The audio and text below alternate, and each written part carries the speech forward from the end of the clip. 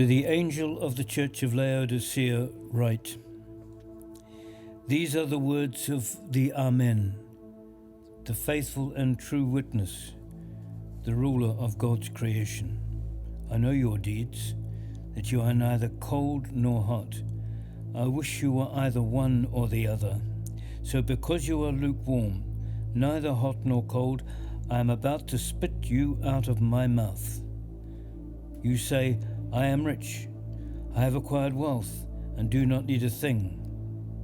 But you do not realize that you are wretched, pitiful, poor, blind, and naked. I counsel you to buy from me gold refined in the fire, so that you can become rich, and white clothes to wear so that you can cover your shameful nakedness, and salve to put on your eyes so that you can see. Those who I love, I rebuke and discipline. So be earnest and repent. Here I am. I stand at the door and knock. If anyone hears my voice and opens the door, I will come in and eat with that person, and they with me. To the one who is victorious, I will give the right to sit with me on my throne, just as I was victorious and sat down with my Father on his throne. Whoever has ears, let them hear what the Spirit says to the churches. Hey, and good morning, everyone. My name is Brian. I'm one of the pastors around here, and we are continuing our series called Letters, where we're looking at chapters 2 and 3 of Revelation. Today, we are looking at a letter. These letters have been dictated by Jesus to the Apostle Paul as from a vision that he had about these 7 churches. And today, we're looking at Laodicea. So if you want to look in your Bibles to Revelation 3, starting down around verse 14, we're going to follow that last part of chapter 3. This letter is a letter for self-satisfied believers. This is a letter for people who think they just don't need anything else. To give you a little bit better understanding of what I'm trying to mean with this, have a quick look at this commercial from the Super Bowl in the States. Gives you a picture of what I'm talking about. What? How are you? I'm good. And you? Oh, I'm good. Oh, that's good. That conversation is being had everywhere in this city of ours. Eavesdropping any conversation in any cafe, and that's what you hear. How you doing? I'm good. Are you good? I'm good. I'm good. And that's about it. It's happening everywhere. Even if we're not good, we have been trained to respond to how are you with I'm good. Anytime I need someone to help me, even after they actually offer to help me, I still always answer, no, it's okay, I'm good. I'll be walking across the parking lot with hands full of stuff for work here, and the sliding glass doors are locked. I got to come to the side door. Somebody else will come up and say, hey, Brian, can I help you? No, I'm good. And they'll walk away, and as they walk away, they hear me drop, and everything crash on the ground. But I'm good. I'll go walking into a shop to get something for my daughters. I don't know anything about this stuff, and I'm trying to find some kind of hair gel or something, and I'm looking around lost, obviously don't know what I'm doing. Someone from the shop will come up to me and ask, hey, can I help you? No, I'm good. And I'll stand there for a half hour reading every label when I could have just grabbed and ran. I'll be sitting at the red lights at McDonald's over here at Green Lane, my windscreen dirty as, covered with bugs, and some kid will come up and say, hey, sir, can I wash your windscreen? I go, no, I'm good. And he'll just look at me sideways because he knows that even I can't see through the windscreen because it's just so dirty. It happens all the time. Problem is, it happens with things that are even deeper than that. It happens with spiritual things. It happens with relational things. You know, you're doing life hard. It shows in your face. And someone says, hey, can I bring a meal? No, I'm good. Or you've been missing, and people haven't seen you at church or at your small group or hanging out with your friends, or they invite you to dinner, you don't come over, and they go, look, how you doing? Oh, I'm good. You're not. I'm good. We just say it all the time, even when we don't mean it. It's one of those phrases we say without thinking, and what it does is it hides life. It hides pain. It hides hurt. It hides secrets. In this letter, Jesus is talking to an entire church community that has a bad case of the I'm goods. We okay? We following along? And all God's people said, yeah, I'm good. It just kind of happens, right? It just happens. This is a letter we all need to read. It is a letter because we so easily slip into, I'm good. Those of us here that are the older believers, you've been following Jesus for a while, you've heard this stuff all before, right? I'm fine. I like the way I am. I'm good. These stories you tell up front, these challenges, these call to action, been there, done that. I'm good. The younger believers amongst us, they look at us old church folk, and they look at our smugness and our holier-than-thou attitudes, and they look at our passionless list of to-dos, our obsession with morality and right and wrong, our hunger for money, for a church building, and they're thinking, I don't need that. I'm good. Man, I can worship God at the beach. I can worship God with the trees. And you can, but there's one flaw with that, is that the beach and the trees don't visit you when you're in hospital and you're sick. But I'm good. See, here's the problem with this I don't need anybody else attitude, with this I'm good attitude. It stifles passion. It kills dreaming. It encourages arrogance. And it cuts us off from potential better, from potential growth, from potential transformation to help us be more of what God has always created us to be. If you want to be better, if you want to keep growing, we got to be willing to say, I'm not so good these days. And then watch what happens after that. I could use some help, and watch what happens after that. Verse 14, chapter 3.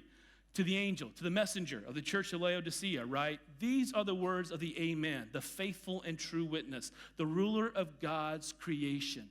The story of Laodicea is actually pretty amazing because it's actually pretty new. Most of their story has literally only been uncovered in the last decade. Laodicea is located on a high plateau in the Turkey region. Up until 2002, it was just one big grassy plain. But at 2002, a very persistent archaeologist who for decades has been nagging the Turkish government for permission to start an archaeological dig finally got the okay. Started digging after 2002. And he has found things that has just opened up this passage to better understand what Jesus was on about. Under 1.5 meters of dirt, they found this huge, entirely intact-ish Roman city that had literally been knocked over to one side. It was just laying flat, like a flat pack from Freedom Furniture. And what the archaeologists have been doing for the last 14 years is like a pop-up book has been popping the city back up so we can see what the city was like. And it was incredibly wealthy. This was the place to be. It had 2 massive theaters that sat 20,000 people. It had a stadium the size of 3 rugby fields for the big athletic events. It had 5 different agoras, 5 different shopping malls in this city. This city was all about business and shopping. And it was by far the richest city out of all 7 of these cities that these letters are written to. And we now know how they got rich. Because in the uncovering of this city, we are finding plaques that tell us what these folks were all about. They were on the crossroads of 2 major trade routes. Everybody came through here, and this was the business hub. Their main source of industry was breeding sheep. But they didn't just do the old stock standard white sheep. They bred black wool sheep because the Romans were obsessed with the warmth that it could provide and how it made them all look so slim. It was just so slimming for the centurions. And so the black wool was a huge seller for them. So much so that money kept pouring into the city, so they created the first of the banks. And they would have banks where people could come in. And what they would do is because robbers and bandits would steal people and mug them for their gold, you could come to the banks and you could deposit all your gold into the banks in Laodicea. They would write you a little certificate, kind of like a bank book, and then give you an individual seal. And as you came through, you just went, gave them the seal, your ID seal, and they would give you your cash. This became really, really popular. It's like the first of the checking accounts to come around. The money continued to come in because they would do this for a small monthly fee, and free toaster or something. And so as the money kept on developing, they were able to start developing society. They had a med school there and a hospital, and they became famous for this eye medication they developed that was healing this very widespread eye disease that through this salve they were able to cure. This place was rolling in the dough. Then in AD 60, during the Bible times, an earthquake came. It wasn't the big one that destroyed the place, but it was a big earthquake that came in, and it really caused a lot of damage, kind of like the earthquakes that happened in Philadelphia that Pastor Jonathan talked about. Well, when Philadelphia had their earthquakes, the Roman Empire would come in and say, look, we got finances, we'll help you rebuild the city so you can keep going. They did the same thing to Laodicea, but Laodicea is the only city that looked at Roman Caesar and said, nah, we're good. They were so wealthy, they actually turned down all the help and all the finances because they'd rather be independent than have to have any financial ties and connections with Rome. They rebuilt the city with their own cash. They were rolling in it. The Roman senator Taccius, he's recorded as saying, Laodicea rose from ruins by the strength of her own resources with no help from us. And as the archaeologists kept uncovering plaque after plaque and stone tablets after stone tablets, they uncovered that everybody there took great pride in rebuilding their city off of their own backs. I, Nick Stratus, rebuild the stadium out of my own resources, one plaque says. I, Flaccus, restored these heated walkways at great personal expense, another plaque says. They were so proud of how self-sufficient they were that you can read about it on their money. Have a look at their coin. You'll see on the coin they have a motto. They minted their own money, and they have their city motto around that coin, which said, Laodicea, the sacred and autonomous. But then they uncovered some newer coins, and over time, they got rid of that word sacred, and their motto was Laodicea, the autonomous, the independent, the we don't need nobody city. The value of being independent was more important than the value of being holy. Starting to draw lines? Starting to see the similarities, what's going on then and what goes on now? Well, our common conversation today is, I'm good. The version you would hear if you were eavesdropping in those cafes in Laodicea was, we don't need a thing. We don't need a thing. Wow, we don't need a thing. And that's what you would hear over and over and over again. And now the words in Jesus' letter starts to make more sense. You say, I am rich. I have acquired wealth and do not need a thing. He's writing to the church, remember? See, here is the Christian church who is saying to the emperor of the universe the same thing that the city was saying to the emperor of Rome. We don't need a thing. See, the problem is there's a delusion around spiritual self-sufficiency. It's very real. The idea that we don't need a thing, and it's a hidden danger, but it is a danger. Real quick survey. How many people here in the room have been followers of Jesus for at least 5 years? At least 5 years. All right, you're in danger. This is written to you. This is written to me. We are the ones in danger because we are the ones of having our joy being gone, of having our passion dissipate. We're the ones at risk of saying, you know what, church, it's just boring, right? I mean, the music rarely strikes a chord. Small groups, that was back in the day. I did that in high school when I was young, trying to meet somebody. But now, I don't really have any time for small groups. Don't really need them. I study the Bible myself. I'm just not feeling it anymore. That's our danger. How does that happen? How does that happen? We're believers, right? We still believe in Jesus. We still love Jesus. But how is it that that creeps into our understanding of our spirituality? This is what I think what happens. I think step one, you receive Jesus. You have that come to Jesus moment, right? And you have this light bulb moment, and you realize, I need Jesus. I am so broken. I am so helpless. I am so lost. He loves me so much. I now know why I need Jesus in my life. And you become saved, right? You become saved. And you have this Jesus moment, and that's why we're here. That's why we go to church. We used to be overwhelmed by God's love, overwhelmed by God's grace. How can we not sing? How can we not praise him? How can we not live for him? But then step two happens, And as my life slowly gets better because of God, because that's what God does, he does help us out, while I was saved by grace, somewhere I forget to keep living by grace. Somewhere I start to slowly start living on my own strength. Start working really hard to do better in life with my own efforts, which usually means I just start working harder to be more successful in whatever industry I'm in, getting ahead. But worse yet, I start living based on my own joy and my own ability to create joy in my life, which usually means I become willing to do whatever it is to make me feel happy, relieved, not bored anymore. And my spiritual life becomes meh, routine, boring, dry. It's just work. And we all go through these cycles. We all cycle this over and over and over again. I have just come out of a pretty hellish 5 years. And during those 5 years, in the midst of it, I needed God like I needed air. I mean, genuinely, I needed God like I needed air. I heard him daily. I would speak to him continually. He would guide me and remind me. I literally, at times, relied on him just to walk out the front door. But because Jesus does what he does, life got better. And I started feeling more confident, and I stopped relying on him. And somewhere, I just started trying to make my life the way I want it to be, trying to add to my life the things I want my girls to have, trying to recreate what it is that I think it is so important to me.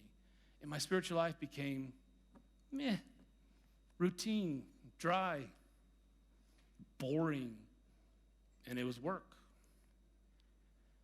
Because there was nothing about my faith that was supernatural anymore. I didn't hear God anymore because I barely prayed. I didn't really need to pray. I mean, if it's going to be, it's up to me, right? God helps those who help themselves, the most popular verse in the Bible. And it's not in the Bible, by the way. Don't look it up. And I realized somewhere happened where I started thinking, I don't actually need God anymore. He got me out of it. I'm good. Got a good job. Got friends around me. I'm good. And then I stopped worshiping with passion. And I stopped listening. And I started to no longer pay attention to the purpose that I thought he had for my life. See the cycle? How it works? And this disconnect starts to happen between me and God. And it's not because of church, and it's not because the music's so dry or so boring or so even keel. It's not because life is so hard, and it's not because I want change or I want more. It's because my spiritual life became based on my own personal strength. So how do you get out of that? How do you break that cycle? How do you cure that cycle? Well, that's what Jesus nails in this letter. He looks at how to cure this self-sufficiency. Now, real quick observation, real quick. I don't know if you noticed, but out of all the letters, we've done 6 letters after today, 7th one next week. Out of all these letters, not once does Jesus say, man, you're right, that city is tough, get out of Dodge. Not once did he say, bail, it is too trying, it is too hard, it is too dangerous, it is killing your soul, get out. Not once does he say, get out, not once. Because a change of location, a change of job, a change of relationship never, ever changes anything. Never. Unless you change inside here first. This is where the change has got to happen. And that's what Jesus addresses for this church in Laodicea.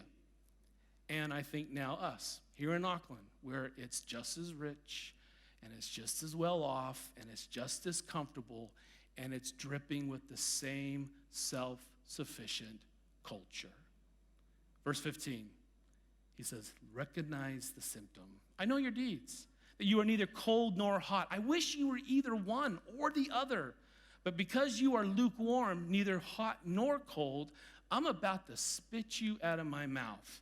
Now, this is a really well-known verse, right? Revelation, this is one of the ones that come to your mind right away. This verse is not about losing your salvation. That's not what this is about.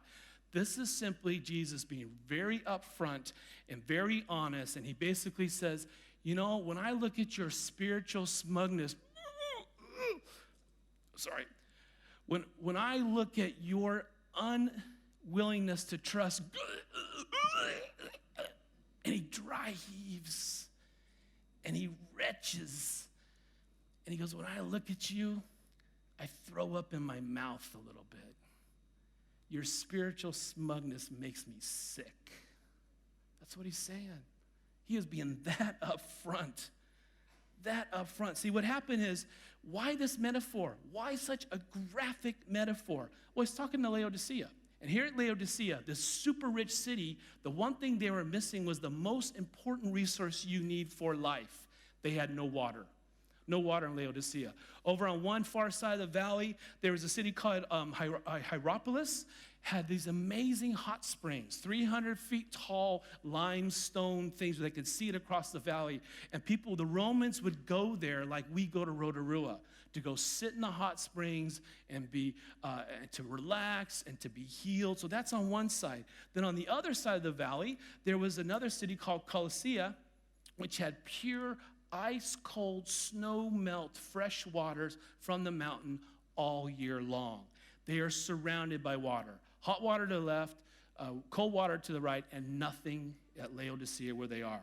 So these archaeologists have uncovered these water pipes, and they're everywhere. And they would run both directions, 10K in both directions, to pipe in the hot water, pipe in the cold water, and they would pump water into Laodicea. Problem was, by the time the water arrived to Laodicea, it was no longer hot. By the time it got to Laodicea, it was no longer cold. It was putrid. It was lukewarm. The scientific name for it was yuck. Just yuck. And so all these pipes, as they look at them, you see some pictures up on the screen, they were covered in crusty deposits. The water coming from the hot water was covered in crusty mineral deposits and that kind of stuff. The water coming from the cold side, those pipes were covered in silt, and the water would arrive contaminated by the time it reached Laodicea.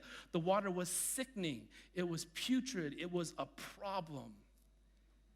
Just last year, they dug up a big stone that gave the law. They had a law around water because water was such a precious commodity there. And on this stone, it says, the use of water is managed by law, and water abusers will incur a severe penalty ranging from 5,000 to 12,500 denarii. Then it said underneath that, those who report a water abuse will receive 1/8 of the penalty as a reward.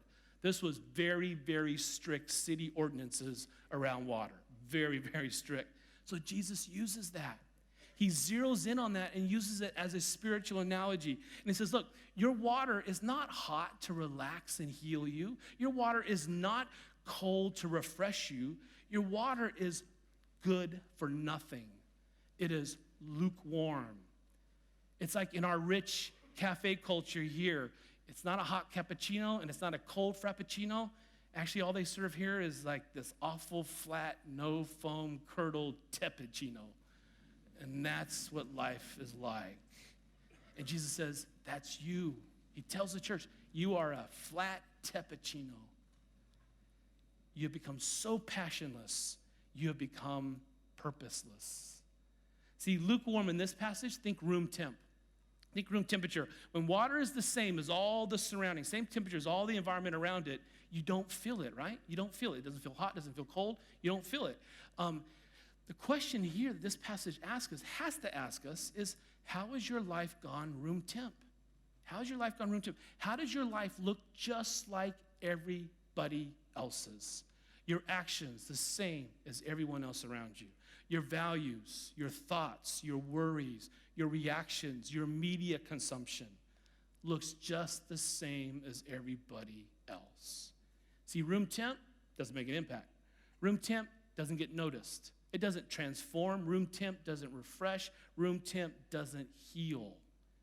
See, the tough question here is, how has my faith become so passionless it has no purpose with God anymore?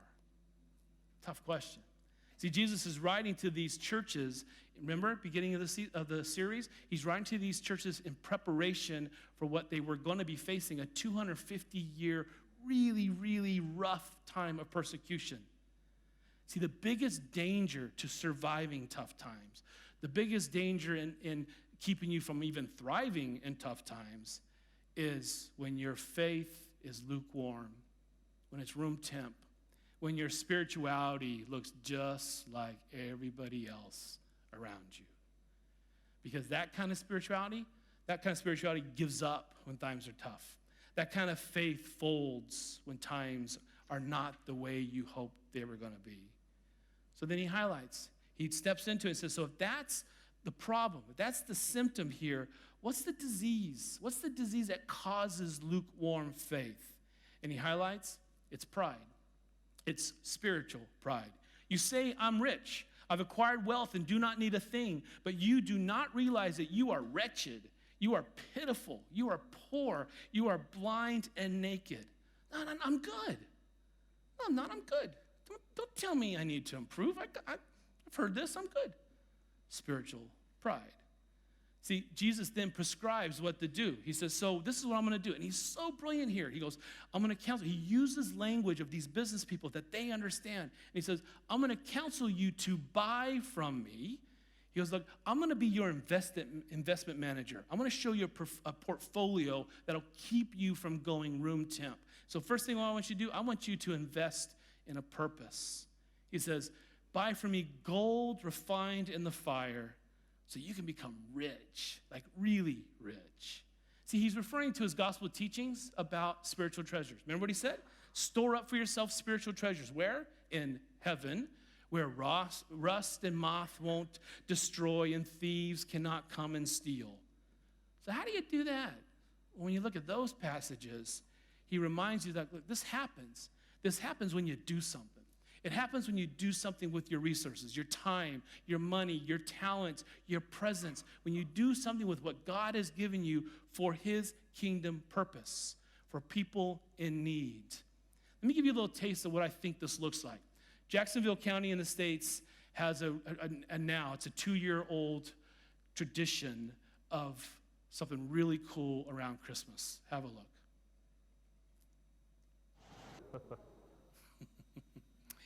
Oh, filled with the warm fuzzies. Are you feeling the warm fuzzies? That's not because you're an emotional softie. That's lukewarmness being cranked up.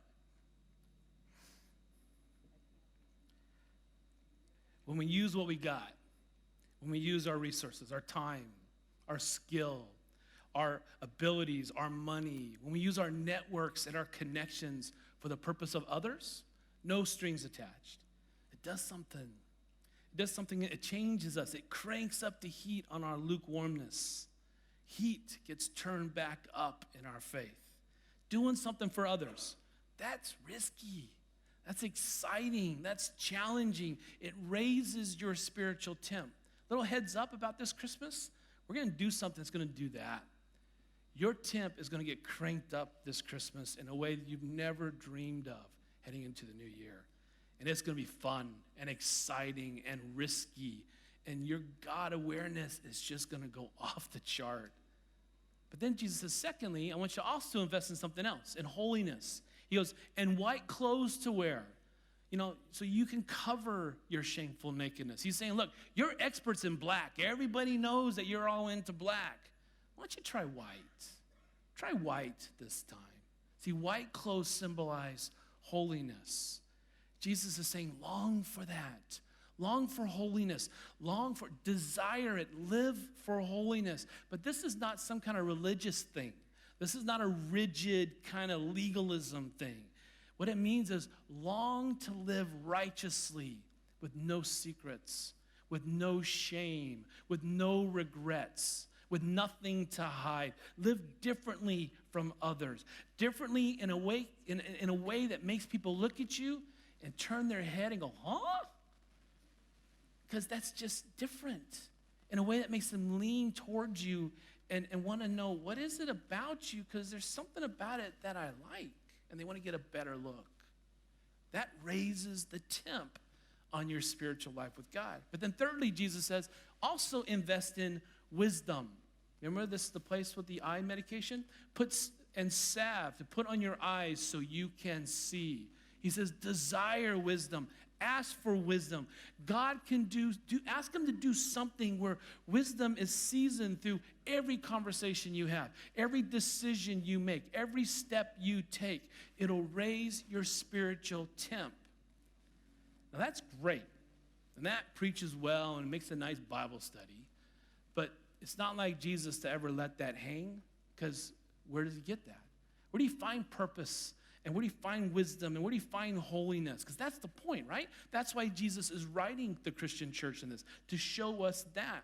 And he says it's found in one place, one refreshing place. And you don't have to follow and do spiritual jumping through hoops for 50 years to get it. This is how it works. He says, here I am. I stand at the door and knock. If anyone hears my voice and opens the door, I will come in and eat with that person and they with me. There's a super famous painting about this passage by William Holman Hunt. It's called The Light of the World. Have a look at this picture. As you look at it, notice the details. At the bottom by his feet, there's a bunch of rotten fruit. Growing in front of the door is this scraggly vine of weeds and dead brown hardened weeds. The hinges on the door are rusted. That door has not been opened for a very long time, and there is no doorknob on the outside. He cannot let himself in.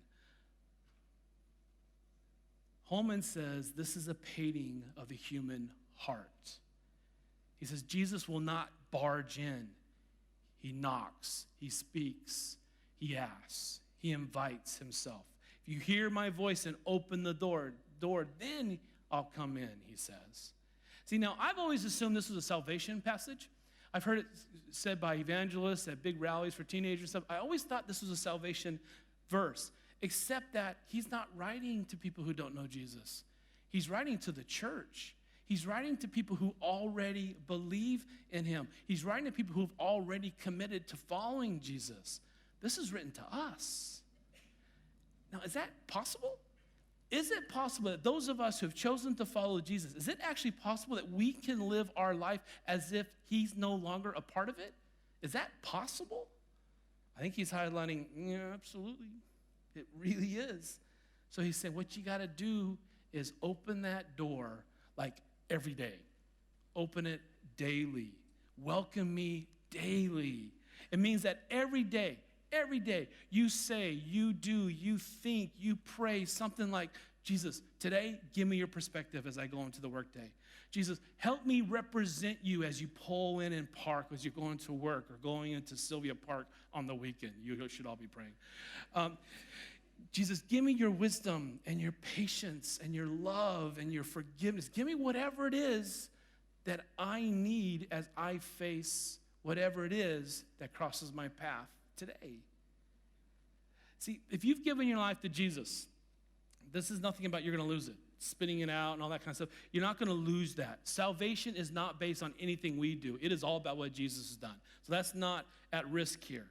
What Jesus is saying is, look, there's something practical you need to do every day, or you're going to go room temp, and life's going to get harder. Every day, there's a practical activity of inviting me in to let me lead your life. Every day. This is what we call in church a quiet time. Right? Quiet times, devotional times, they're not just about acquiring more information. They're not about reading something to give you more inspiration. What they are is it's a daily decision to do what Paul talks about, work out my salvation. It's a daily decision that says, I'm going to take this practical step to remind me Jesus is the leader, I'm not. I'm going to take this practical commitment, a practical request, a practical pledge of my allegiance to Jesus Christ for this day.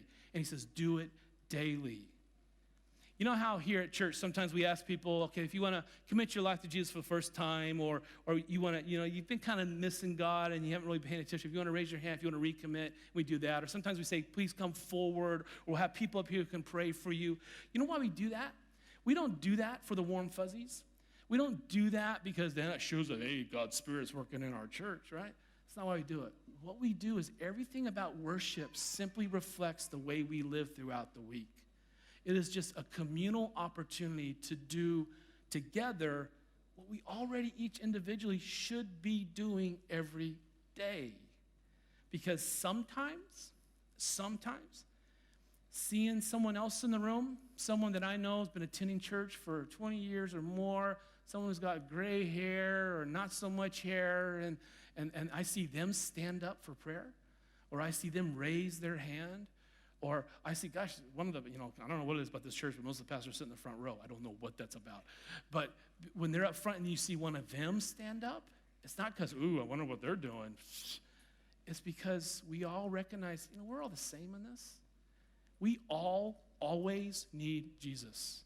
We all always need to make that decision to let him be first in our life. And sometimes seeing someone else do it is just the motivation, just the shot in the arm, just the reminder that says, I can do this too because I'm not good and I don't need to hide this anymore. So what I want us to do is to finish by doing just that. If you know what, there's parts of my life that I'm not good. There's areas I'm not letting God lead. I want you to stand up. I'm going to pray for us. I just want you to stand right where you're at. Stand up and just say, yeah, there's areas I want to give it to God. And even though I'm up front, I'm standing here too.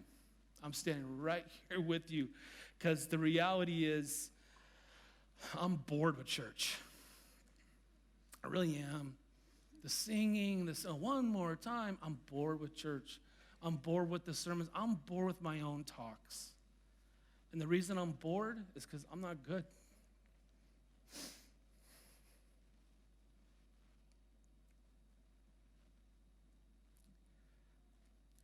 There's stuff that I have forgotten. Stuff that God's asked me to do that I forgot about. I have no passion for it. And he's reminding me, actually, Brian, you're getting busy with stuff that you're actually not very good at anyway. Why are you doing that? This is what you're made to do. And I forgot my purpose. So there's stuff in my life I'm not good. So what I'm going to do is I'm going to pray. And I'm just going to start the prayer, and then I'm going to stop, and I'm going to ask you to finish it. Wherever you hear him knocking in your life, you answer it on your own. And then as you're done, have a seat. I'm going to ask the ushers to come forward, please, and start handing out the bread and the cup. And we're going to take communion on our own. After you're done answering the door, you take communion on your own as a commitment that says, yeah, God, I'm not good. I'm giving it to you. And then the band will eventually invite us to stand up and sing. Let's pray. God, it's time for me to open up the door. I'm not good. I'm not good. I'm pretty room temp in a couple areas of my life. And I need your help. I need you to actually take charge because I can't do this and I'm done faking it. Take the rest of this time, finish that prayer. You and God, answer the door. And when you're done, have a seat and then take communion on your own time.